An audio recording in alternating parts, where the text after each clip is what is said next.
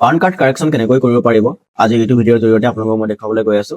আপুনি লৈ থকা মোবাইলৰ জৰিয়তে আপুনি অতি সহজে পান কাৰ্ডৰ কাৰেকশ্যন কৰিব পাৰিব।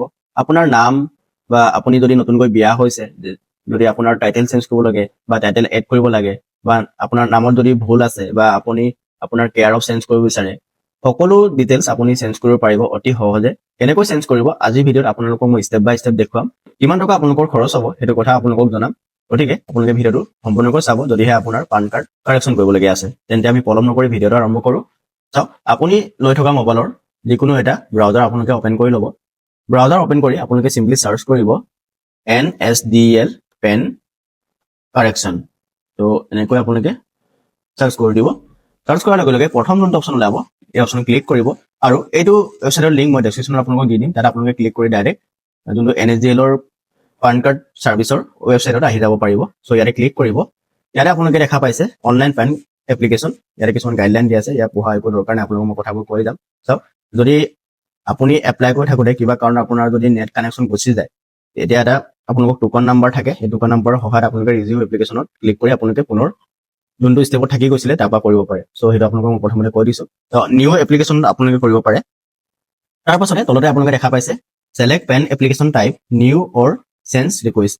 ইয়াতে আপোনালোকে ক্লিক কৰিব। ইয়াতে আপোনালোকে দেখা পাইছে তিনিটা অপশ্যন দিয়া আছে। আপোনালোকৰ যদি চেঞ্জ কৰিবলগীয়া আছে তেন্তে 3 নম্বৰ অপশ্যনটো ক্লিক কৰিব। ইয়াতে দেখা পাইছে change or correction in existing PAN data. তাৰ পাছতে আপোনালোকে দেখা পাইছে এপ্লিকেণ্ট কেটেগৰী। ইয়াতে আপোনালোকে ইণ্ডিভিজুৱেল কৰিব। সেইটো চিলেক্ট কৰাৰ পাছতে আপোনালোকে ইয়াতে দেখা পাইছে এপ্লিকেণ্ট ইনফৰমেশ্যন। ইয়াতে এপ্লিকেণ্টৰ টাইটেলটো চুজ কৰিব কি হয়। তাৰ পাছতে লাষ্ট নেমটো ফাৰ্ষ্ট লিখিব। আপোনালোকে বস্তুবোৰ ভালকৈ চাই ল'ব, ইয়াতে উল্টাকৈ থাকে, লাষ্ট নেমটো ফাৰ্ষ্টত লিখিব লাগে। চ' ফাৰ্ষ্ট ইয়াতে দেখা পাইছে লাষ্ট নেম বা চাৰ নেম, ফাৰ্ষ্ট নেম আৰু মিডল নেম। এনেকৈ ইয়াতে ডেট অফ বাৰ্থ আপোনাৰ পান কাৰ্ডত যেনেকৈ আছে, যদি অশুদ্ধ আছে আপোনালোকে পান কাৰ্ডৰ ডেট অফ বাৰ্থটো চেঞ্জ কৰিব পাৰিব। ত' সেইটো আপোনালোকে দি দিব। ইমেইল আইডিটো মেণ্ডেটৰী হয়, আপোনালোকে এইটো দিব। কাৰণ আপোনাৰ যোনটো ফিজিকেল পেন কাৰ্ডটো অহাৰ আগতে এই ইমেইলত এটা কপি আহিব যোনটো আপোনালোকে ইউজ কৰিব পাৰিব ই পেনটো। ত' মোবাইল নাম্বাৰ আপোনালোকে প্ৰভাইড কৰিব ইয়াতে। তাৰ পাছতে ইয়াতে চিটিজেন অফ ইণ্ডিয়া য়েছ কৰিব। আপোনাৰ যোনটো পুৰণা পান কাৰ্ড নাম্বাৰটো ইয়াতে এণ্টাৰ কৰিব। ত' ইয়াতে মোৰ ডাটাখিনি ফিল আপ হৈ গৈছে আৰু এতিয়া মই ছাবমিটত ক্লিক কৰিম। ছাবমিট কৰাৰ লগে লগে এনেকৈ এটা টেম্পৰাৰী টোকন নাম্বাৰ জেনেৰেট হ'ব, আপোনালোকে দেখা পাইছে। সেইটো আপোনালোকে নোট কৰি ৰাখিব কাৰণ পাছত আপোনালোকক প্ৰয়োজন হ'ব পাৰে। তাৰ পাছতে আপোনালোকে ইয়াতে দেখা পাইছে কণ্টিনিউ কৰিব।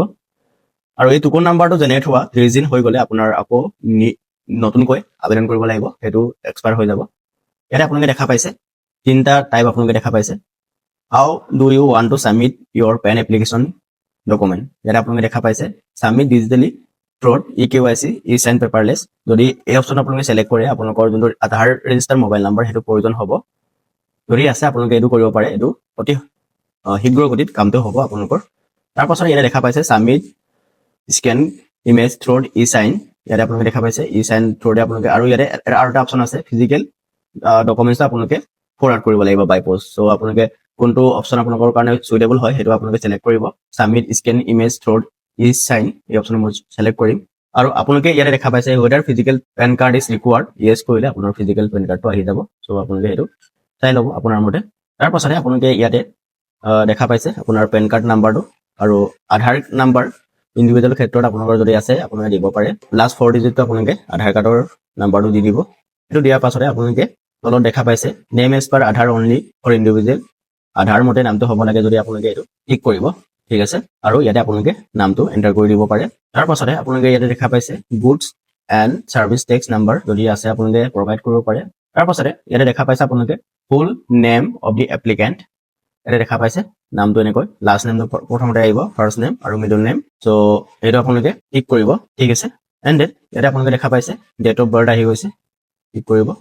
জেণ্ডাৰটো আপোনালোকে যি হয় সেইটো আপোনালোকে চিলেক্ট কৰি ল'ব। আৰু ইয়াতে আপোনালোকে দেখা পাইছে ফটো মিছমেচ, চিগনেচাৰ মিছমেচ আৰু details of parents applicable for individual applicant. আপোনালোকে এইটো চাই ল'ব, যদি আপোনালোকৰ ফটো চিগনেচাৰ মিছমেচ আছে আপোনালোকে এইটো টিক কৰিব, আদাৰৱাইজ আপোনালোকে এইটো আনটিক কৰিব পাৰে, ঠিক আছে। তাৰ পাছতে আপোনালোকে ইয়াতে পেৰেণ্টছৰ ডিটেইলছ দিব লাগিব। তাৰ পাছতে আপোনালোকে ইয়াতে দেখা পাইছে parents name to be print in PAN card. So' কোনটো আপোনালোকে বিচাৰে সেইটো আপোনালোকে ৰাখিব, ফাদাৰ্ছ নেম মাদাৰ্ছ নেম যিটো আপোনালোকে বিচাৰে সেইটো আপোনালোকে ৰাখি ল'ব। নেক্সট কৰিব। নেক্সট কৰাৰ পাছতে আপোনালোকে ইয়াতে দেখা পাইছে এড্ৰেছ ফৰ কমিউনিকেশ্যন। ক্লিক কৰাৰ পাছতে আপোনালোকে ইয়াতে এড্ৰেছটো ফিল কৰিব। এড্ৰেছখিনি ফিল আপ কৰাৰ পাছতে আপোনালোকে ইয়াতে দেখা পাইছে if you desire to update your Aadhaar address give required details and submit proof of Aadhaar's address. আৰু telephone number, email ID details এইবোৰ আপোনালোকে ইয়াতে প্ৰভাইড কৰিব। তাৰ পাছতে সকলোখিনি ডিটেইলছ যদি শুদ্ধ আছে নেক্সট কৰিব। নেক্সট কৰাৰ পাছতে আপোনালোকে ইয়াতে দেখা পাইছে document submitted as proof of identity আৰু প্ৰুফ অফ এড্ৰেছ আৰু proof of date of birth সেইটো আপোনালোকে চিলেক্ট কৰি ল'ব। ইয়াতে আপোনালোকে দেখা পাইছে I hereby enclose proof of identity. Proof of identity অপশ্যনত কি আছে আপোনালোকে চাই ল'ব। ইয়াতে আপোনাৰ লগত যিটো ডকুমেণ্টছ আছে সেইটো আপোনালোকে ইয়াতে চিলেক্ট কৰি ল'ব। প্ৰুফ অফ এড্ৰেছটো চাই ল'ব কি ডকুমেণ্টছ এভেইলেবল আছে। আধাৰ কাৰ্ডটো চিলেক্ট কৰিম। Proof of birth Aadhaar card option আছে ত' সেইটোৱে চিলেক্ট কৰিম।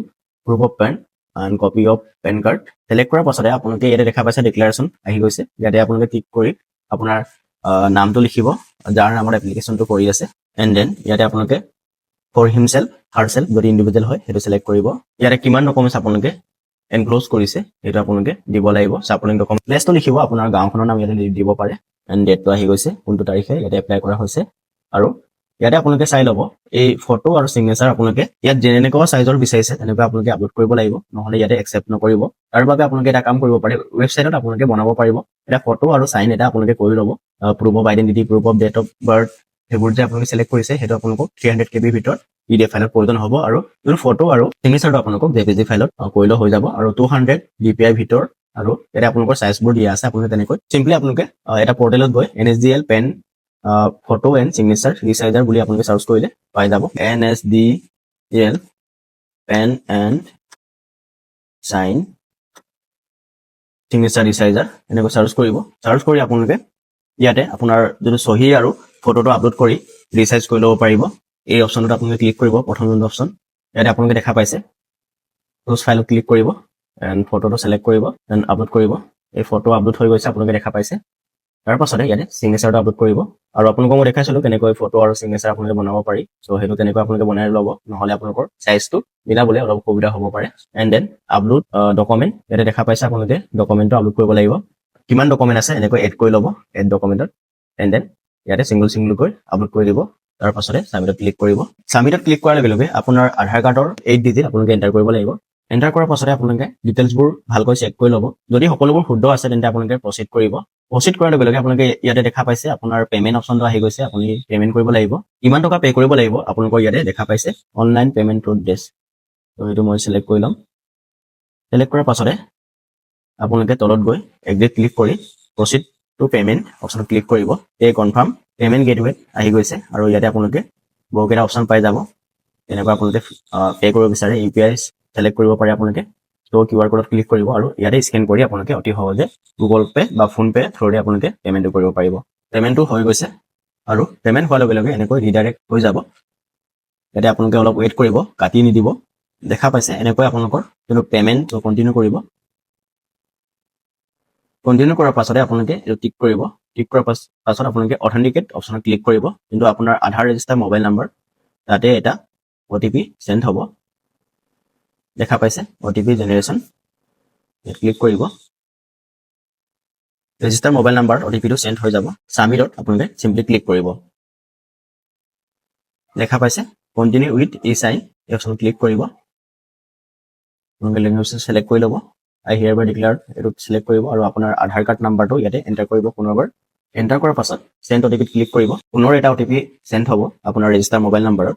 ভেৰিফাই OTPত ক্লিক কৰিব। ইয়াতে আপোনালোকে দেখা পাইছে acknowledgement thank you for using online facility for PAN application. If you have digitally sign your application using e sign KYC then there is no' need to forward physical document. So' physical ডকুমেণ্টটো আপোনালোকে forward কৰিব নালাগে। এই ফাইলটো আপোনাৰ date of বাৰ্থটো enter কৰি show' কৰিব পাৰিব। এনেকৈ শ্ব' হৈ যাব আপোনাৰ যোনটো ফিল এপ্লিকেশ্যন ফৰ্মখন। ত' বন্ধু বান্ধৱীসকল এনেকৈ আপোনালোকে অতি সহজে পেন কাৰ্ডৰ কাৰেকশ্যন কৰিব পাৰিব। যদিহে আজিৰ ভিডিঅ'টো আপোনালোকৰ হেল্পফুল হৈছে তেন্তে ভিডিঅ'টো এটা লাইক কৰিব। লগতে চেনেলত যদি নতুন তেন্তে আপোনালোকে চেনেলটো ছাবস্ক্ৰাইব কৰি ৰাখিব, কাৰণ মই এনেধৰণৰ ইনফৰ্মেটিভ কণ্টেণ্ট আপোনালোকৰ বাবে সদায় আনি থাকোঁ। তেন্তে আজিৰ ভিডিঅ'টো আমি ইমানতে সামৰণি মাৰিছোঁ। আমি অন্য এটা নতুন ভিডিঅ'ৰ সৈতে লগ পাম। তেতিয়ালৈকে ধন্যবাদ। জয় অসম, বন্দে মাতৰম।